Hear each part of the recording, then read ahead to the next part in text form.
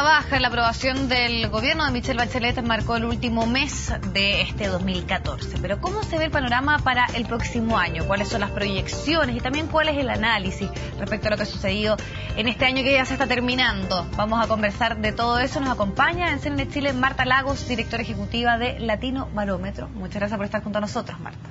Muchas gracias. Comenzamos ya un poco los análisis y sobre todo en un año particular para nuestro país. Comentábamos fuera de cámara lo que estaba pasando a nivel un poco internacional, pero porque es el segundo, podríamos decir, el primer año del segundo mandato de Michelle Bachelet. Y habían aquí una serie de expectativas con respecto a hacer un gobierno con muchísimas reformas que venía en estos 4 años.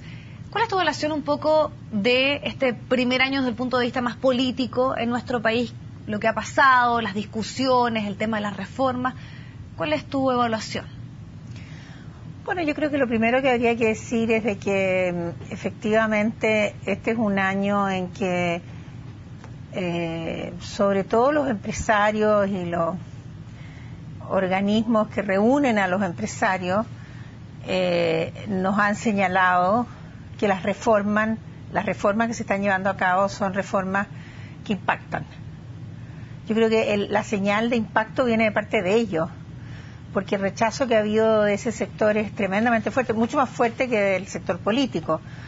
Yo creo que la oposición quedó más o menos como quedó la Concertación cuando perdió Bachelet, o cuando ganó Piñera en el año 2010, desmantelada, ¿no? Entonces, tenemos una oposición débil. Las oposiciones débiles son malas para la democracia. La democracia requiere de oposiciones articuladas, estratégicas, fuertes, que controlan, que fiscalizan. En este caso yo creo que los que han fiscalizado, los que han controlado y los que están haciendo oposición fuerte son los empresarios, que como digo, yo creo que le han comunicado al país que las reformas que se están haciendo tienen impacto sobre lo que ellos hacen. Ahora, otra cosa es que la calificación de ese impacto sea positivo o negativo. Positivo para quién, negativo para quién. ¿Ah? Ese es otro punto, pero que tienen impacto no cabe la menor duda que yo creo que ha sido así.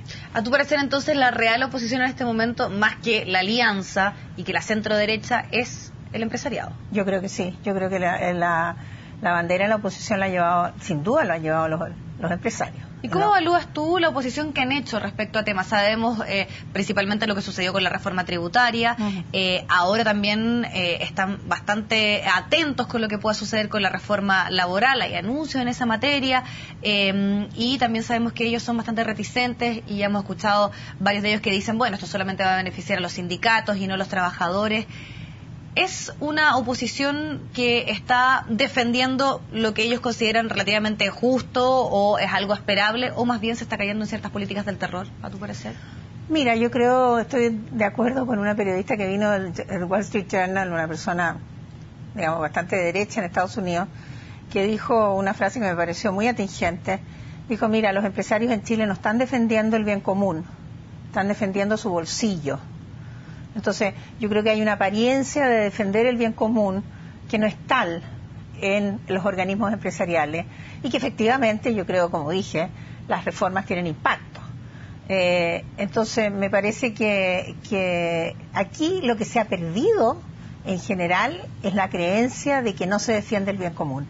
En las encuestas que nosotros hacemos en el barómetro político, el 70% de los chilenos dicen que los gobiernos en general gobiernan para las minorías. Yo creo que esa es la problemática que enfrentamos hoy día, que la gente cree que los que tienen poder toman decisiones, pero no para la mayoría, sino que para los intereses de unas minorías a las cuales ellos pertenecen. ¿Ah? Me parece que los cambios que se requieren para que este país pase a una segunda etapa de desarrollo es que efectivamente la gente crea que hay una defensa del bien común. ¿Ah? Y en ese sentido yo creo que las reformas van a ser brutalmente opuestas por quienes son afectados por ellas. Maquiavelo dice una cosa muy simple, dice, mira, si una reforma no tiene gran oposición, no es reforma. O sea, con eso queda la ecuación clara. O sea, si tú pasas una reforma y todo el mundo está feliz con la reforma, al final nadie es impactado por esa reforma, no se produce ningún cambio, todo queda igual. Todo cambia, todo queda igual. Ahora, Cuando tú planteas que finalmente hay una visión, o más bien la verdadera oposición la está ejerciendo el empresariado, en cuanto en eso, en ese clima de desconfianza del cual tanto se ha hablado, y hemos escuchado también durante este año cómo en el último tiempo, sobre todo el segundo semestre, se ha llamado a recomponer las confianzas, a estas alianzas público-privado. Ahí también ha tenido un rol un poco el expresidente Lagos, que ha hecho bastante énfasis en eso. ¿Cuánto contribuyó en esas situaciones como, por ejemplo, este mencionado video donde había se hablaba de los poderosos de siempre? Porque y también se lo pregunto a partir de una entrevista que dio el propio ministro de Hacienda, donde señala que tal vez ese lenguaje que se ocupó en un principio fue un error. A ver, sin duda que aquí hay dos fenómenos. Uno son los fenómenos de lo que sucede en las 4 manzanas de Santiago, en los medios de comunicación, en la noticia, la segunda, que son atingentes a 2.000 personas. Y lo otro es lo que piensa la gran mayoría de la gente que se levanta en la mañana para ir a trabajar. Entonces yo creo que sin duda todo lo que usted está señalando tiene un impacto sobre esas 2.000 personas.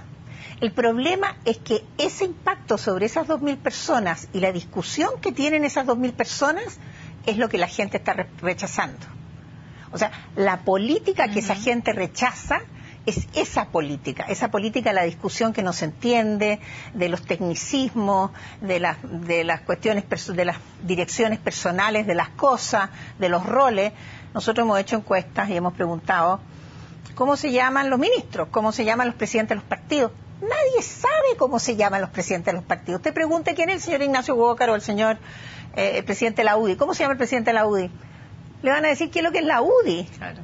Entonces, hay una mirada de lupa sobre estas 2.000 personas, que pueden ser 4.000, no sé, en fin, un número muy reducido de gente, que yo creo que ha hecho esta efervescencia de lo que sucede a diario, que aleja a la gente de la política.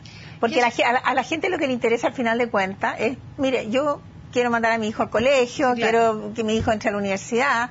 O sea, no es que el Estado no se esté preocupando de la gente, sino que el discurso no tiene nada que ver con lo que la gente entiende que es la política. Que a su parecer, ¿por qué se estaría cometiendo ese error? Porque este es un diagnóstico que también se le ha escuchado a varios personeros de la nueva mayoría, que han dicho que hay poca sintonía tal vez con las demandas del día a día y las preocupaciones del día a día. Sabemos lo que pasa en el tema, por ejemplo, de la salud, lo que ocurre con el transporte público en nuestro país, el tema de la inflación, que también está siendo parte muchas veces de las preocupaciones que tienen las personas. Y se lo pregunto particularmente porque estamos hablando de un gobierno que podríamos decir tiene experiencia. Ya estuvo 4 años también Michelle Bachelet, parte de sus equipos también. Entonces, ¿por qué en esta ocasión en particular se está dando esta situación de tener poca capacidad de leer efectivamente lo que se está demandando por parte de la ciudadanía, y no hemos entrampado en un año donde efectivamente la discusión solamente se ha concentrado en estos yo creo que en la política como tal? Sí, yo no diría que esto es un problema del gobierno, yo diría que esto es un problema de la élite política de este país, que en general que está de alguna manera entrampada en un estilo de hacer política que pertenece a un pasado que ya no existe, ¿ya? Estamos hablando, ¿no es cierto?, de la manera como se hacía política hace 10 años atrás, y la gente sigue haciendo política de la misma manera. La manera de hacer política no ha cambiado, pero el país cambió. Entonces, no es que no se estén haciendo hospitales, no es que no se estén haciendo las escuelas, no es que no se esté haciendo la política pública se está haciendo, pero el estilo de hacer política es el que no ha cambiado. Entonces, me parece que esto de que sea culpa del gobierno, yo diría, no, el gobierno está metido en este estilo, que es un estilo perverso, donde no existe la capacidad de diálogo. Yo creo que hace muchos años que no existe la capacidad de diálogo. Esto no es un problema que se haya suscitado después del 10 de marzo del 2014. El gobierno de Piñera pasaba lo mismo, y el primer gobierno de Bachelet también. Yo no sé si ustedes recuerdan cómo fueron los primeros 2 años de Bachelet, que decía, esta señora no sabe nada de política, mira cómo baila en el escenario. Claro, muchos también lo atribuyen a la situación del Transantiago en particular. Etcétera. Entonces, yo digo, aquí hay un problema de el cambio del estilo de la política. 8 millones de chilenos no votaron, el año, casi en un año más, un poco más de un año más vamos a tener elecciones municipales. Yo creo que en las elecciones municipales no va a ir a votar nadie. ¿Quién va a ir a votar? Va a ir a votar menos gente que la que votó en la presidencial, porque las municipales han sido siempre menos interesantes. y entonces si votan 4 millones de chilenos en las municipales, vamos a tener alcaldes elegidos por 4 personas, 4 de 13 millones.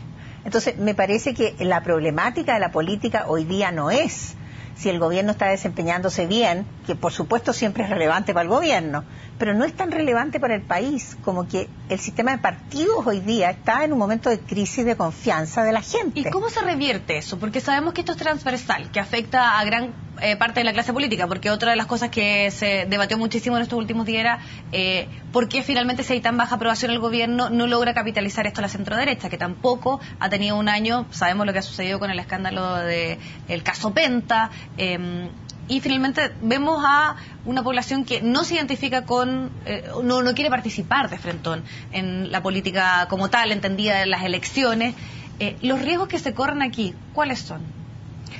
Yo creo que los riesgos que se corren se deben al cambio del voto obligatorio al voluntario, porque según las reglas de la ley que está hoy día en vigencia, eso permite, ¿no es cierto? Y fue lo que pasó en Venezuela cuando se eligió a Chávez, hubo un cambio de voto obligatorio a un voto voluntario, que se elija una persona que está fuera del sistema de partido. Entonces, ese es el riesgo. Yo creo que nosotros estamos hoy día escupiendo al cielo con el sistema político, y dejando de que exista la posibilidad, ¿no es cierto?, que surjan candidatos fuera del sistema de partido que puedan llevarse, usted ve el caso de Parisi, no es menor, tener esa cantidad de votos de la nada. ¿Es populista? De la nada, porque claro, a ver, ¿cómo gobierna una persona sin partidos políticos? ¿Cómo se articulan las leyes en el Parlamento? ¿A quién representa un gobierno que no tiene un partido político o que no tiene ninguna alianza con los partidos políticos? ¿Cómo se mandan las leyes al Parlamento? ¿Con quién se negocia? ¿Qué es lo que hace el ministro secretario general de la Presidencia? O sea, ¿cómo se articula el poder al interior de un gobierno sin partido? Y yo creo que si nosotros no cuidamos el sistema político y no hacemos cambios importantes en ese respecto, no solo en el financiamiento, que por cierto es un tema, pero es la estructura, pero es la estructura de cómo funciona la política, cómo se eligen los candidatos, cómo se eligen los presidentes, cómo se eligen los consejeros dentro de un partido, quiénes son los que hoy día, por ejemplo, mandaron adentro de la democracia cristiana, hay una ex ministra que está puesta en cuestión y la quieren echar. Yo encuentro absolutamente de loco que en un sistema de partido donde la gente no quiere entrar, echen a la gente. O sea, ¿eso se refiere puntualmente al caso Mariana Elwin? Efectivamente, o sea, dígame usted cuánta gente ha firmado adscripción a los partidos en todo el año. ¿Serán 500 personas en total, en todo el país? Entonces, un sistema que tiene un problema de entrada, porque la gente no quiere entrar, lo que hacen es echar a la gente. Yo lo encuentro absolutamente demente, ¿me entiende usted? Pero más que la responsabilidad de un sistema como tal, no son los propios partidos políticos y finalmente las mismas figuras que están en ellos los que están contribuyendo a esta baja adhesión, podríamos decirlo. Y se lo pregunto por un tema que hablábamos recientemente, porque usted hablaba de estas figuras que emergen fuera de los partidos más tradicionales. Y vimos también en estas últimas encuestas que, por ejemplo, Marco Enríquez Ominami, o por ejemplo Andrés Velasco, si bien desde la centro derecha aparece Manuel José Sandón, pero para muchos también con un estilo relativamente similar, bien crítico también de su sector, son quienes también hoy están teniendo una buena adhesión, podríamos decir. Son personas que están logrando tener una valoración positiva. ¿Eso también es un reflejo de algo de lo cual debemos detenernos y mirar con cierta atención? A ver, yo no quiero ser despectiva, pero yo francamente, si uno mira los últimos 24 años y ve los liderazgos políticos que se manifestaban y que se han manifestado en las encuestas, nosotros tenemos la pregunta de los 5 políticos con más futuro. Hasta más o menos el año 2011, por ahí, los políticos con más futuros tenían 45% de menciones, 30% de menciones, 40% de menciones, ¿ya? Hoy día, en esa misma encuesta, con esa misma pregunta, Marco Enríquez Ominami tiene 18 y está en primer lugar. Entonces está bien, él está en primer lugar. Pero resulta que la cantidad de gente que está participando en ese juego es menos de la mitad. Entonces, ¿qué importa quién esté en primer lugar cuando ya no hay jugadores? Si resulta que la gente se fue del estadio, no están mirando el partido. Y los jugadores están siendo cada día menos. Entonces, ya, ¿cuál es el interés en meter un gol si no hay nadie que aplauda? Entonces, me parece que esa es la problemática. La problemática no es quién mete el gol, porque siempre va a haber quienes están haciendo lo mejor que el resto y que están metiendo los goles. El problema es cómo haces tú que la gente vuelva al estadio. Y en ese sentido, lo que se ha dado a conocer hasta ahora, ¿podría revertir esto? Porque, según también lo que usted nos plantea, parece que nos vamos a acostumbrar a tener gobiernos con baja aprobación, porque sucedió lo mismo con la administración de Sebastián Piñera. Esto va a seguir... Sebastián Piñera tenía 15 puntos menos, y tuvo 15 puntos menos durante varios años. Entonces, en general en América Latina los presidentes han bajado su aprobación desde los años 2006, 2007, cuando vino la crisis del subprime. Habían 6 presidentes que tenían más del 70% de aprobación, hoy día hay 1. Entonces, o sea, estas cifras ya no se van a volver a repetir, creo usted, de esas dimensiones, como por ejemplo con lo que sucedió cuando sale Michelle Bachelet del Claro, gobierno. nosotros los llamamos los hiperpresidentes en esa época, ¿no es cierto? Estos señores en los cuales la gente creía que eran unos super señores que podían con una varita mágica arreglar el asunto. Eso se acabó, y eso tiene que ver con las expectativas, tiene que ver con el hecho de que la gente creyó que era posible hacer cambios, y por eso que estas reformas están teniendo el impacto que tienen, porque la gente quiere cambios pero no sabe lo que se requiere para cambiar. Entonces tenemos esta contradicción entre la necesidad de tener cambios, porque usted pregunta y el 80% de la gente dice yo quiero un cambio, pero a ver, ¿qué cambio? ¿Para quién? ¿Dónde? ¿Cómo? Y por otra parte tenemos este asunto, ¿no es cierto?, de que la sociedad chilena es terriblemente tradicional y que a lo mejor no está lista para los cambios. O sea, a lo mejor los cambios van más allá de lo que la gente está preparada para recibir. Entonces, el proceso de cambio es un proceso siempre abrupto, desordenado, en fin. Y yo creo que eso es lo que nosotros estamos viviendo en este momento. Perfecto, bueno, le queremos agradecer muchísimo haber estado junto a nosotros, analizando un poco todo lo que ha sido este año 2014 y también con miras con lo que pueda suceder este 2015. Que esté muy bien, muchas gracias. Muchas gracias. Vamos al corte, hacemos un alto y ya volvemos.